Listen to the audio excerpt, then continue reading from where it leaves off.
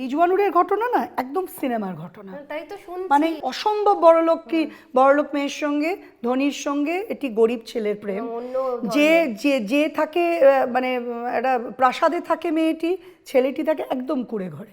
হিন্দু মেয়ের সঙ্গে মুসলমান ছেলের প্রেম, মানে একটা উপন্যাসের যা যা গল্পের যা যা প্রয়োজন একটা সিনেমা সব কিছু সেখানে ছিল।